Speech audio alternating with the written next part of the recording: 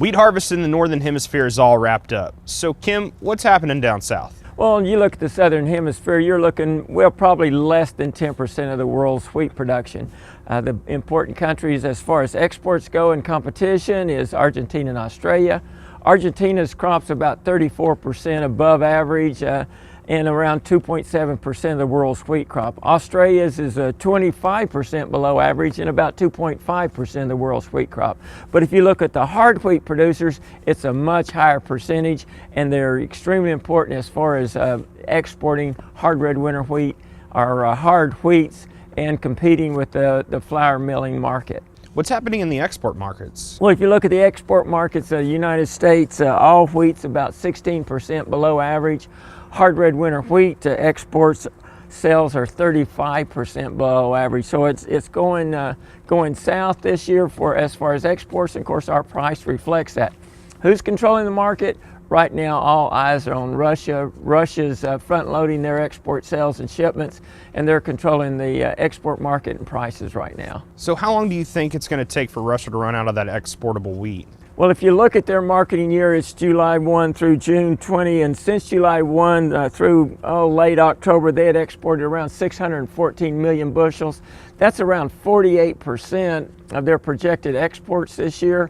At that rate, they will have all of that wheat exported by mid to late February. It's been reported that Egypt bought some U.S. wheat. Can you give us the rundown on that? Well, those reports are a little iffy there. You know, it was first reported that U.S. was selected to sell 2 cargoes, 60,000 metric ton, 2.2 million each cargo. Then it was reported that Egypt bought 1 cargo of U.S. wheat, but Russia may undercut that with lower transportation costs. Then this week it was reported that we may have sold another cargo to Egypt. So it's kind of iffy. The way the price has been reacted, I'd say that we lost that sale because prices have went down and prices aren't going up like we got another sale. And the final thing on that is U.S. wheat was soft red winter wheat, not hard red winter wheat. Russia supposedly sold them 12.5% protein hard red wheat.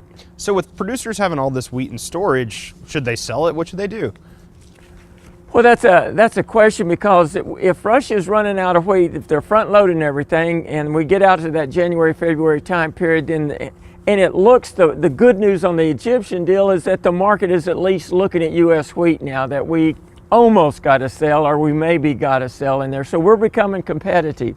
So I think that's good news. And if we can start moving out exports, and we had above expectations of sales this last week, then I think we can see prices moving up.